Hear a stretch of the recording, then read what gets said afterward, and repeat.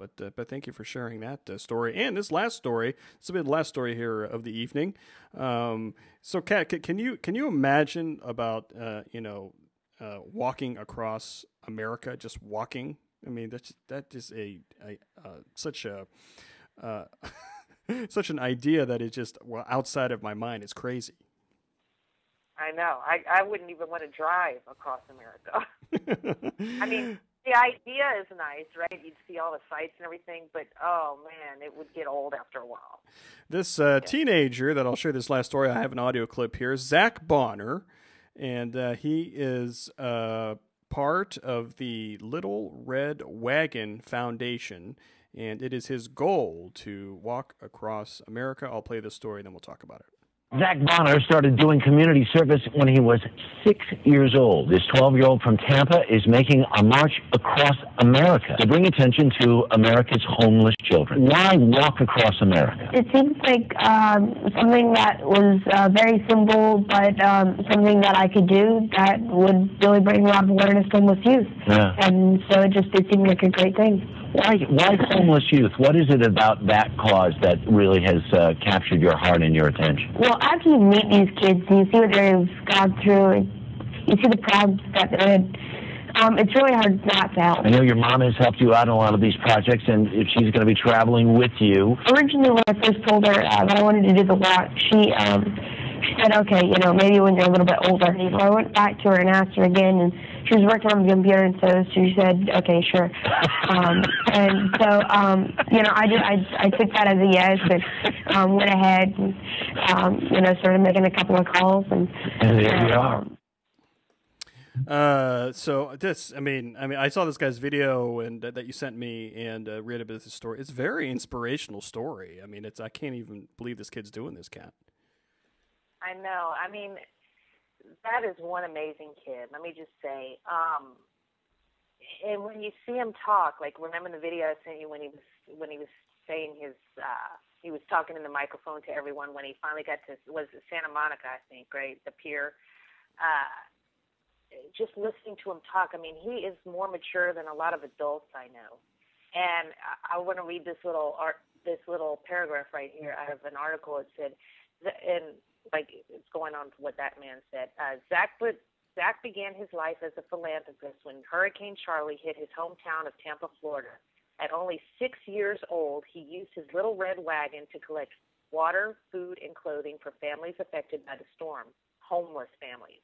This led to his strong desire to find a way to help homeless youth. Zach has been making a difference ever since. How can a kid at 6 years, because it's hard enough to think, at 12 years old, somebody going through so much to help somebody else for a cause, but even at 6, you wouldn't think that a 6-year-old would be that giving and that aware of other people's, bad situation that they would want to help. I mean, this kid is special. This kid was like sent from God. Can you imagine if he has done this much in his 12 years of life, what he's going to do in the future? Absolutely, yeah. But he is just, it gives me the chills just talking about it. I mean, it almost makes me, it definitely makes me want to do something, be a better person and do something for somebody, but it almost makes me feel bad, like, okay, I haven't done enough in my life to make a difference, It's just like, wow, this kid is awesome. I wish more kids were like this. I wish more people, adults, everything. And if people want to check it out, go to littleredwagonfoundation.com and check out that site there. And a very inspirational story. And thank you for sharing that story as well. It's I didn't even know without you telling me that. And I know I'll be following this kid too. And that's when you hear all these stupid and really wild and crazy stories, or stories like this that really say, hey, there is still good in this world and people still doing good things, and I shouldn't be so cynical about it. Right. Yeah. It makes if you're still a cynical person after seeing that and reading this story on this kid, then there's something really wrong with you. Because this kid is just, he's just amazing. And I wish this story was out there more. because you don't hear that much about things like this. You always hear the bad things out there. The media likes to put out all the nasty, negative stories out there, and not enough like this. I think it's great.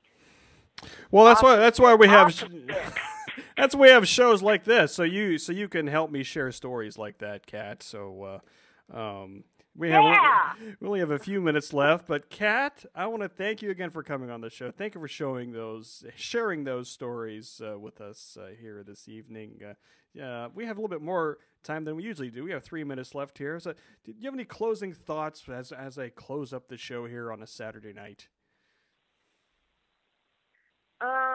You mean about just life in general? Yeah, just life in general. What's going through your mind? Sorry.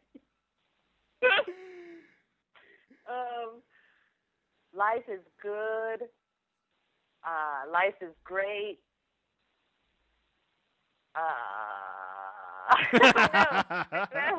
I'm like, when you ask me like that, it's like I'm totally caught off guard. That's okay. I put you on the spot at the end of the show. I'm into making things real awkward for people when they come on, and I've succeeded at that. So I'm sorry for putting you on the spot way at the end of the show. Usually I'm yapping my mouth till the very last minute. So all I got to say is bye, everybody. I love you. Bye, Yeah, exactly.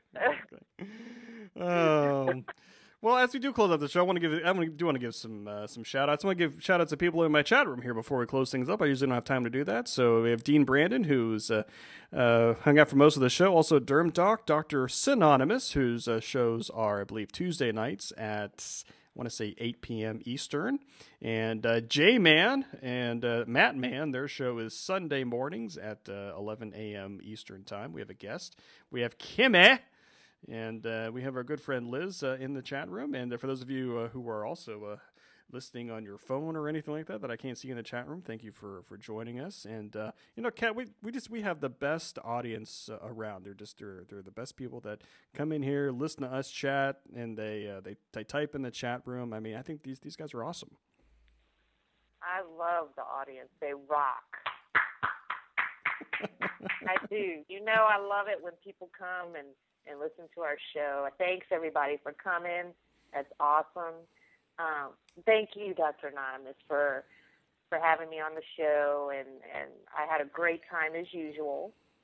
I think we had some great stories tonight.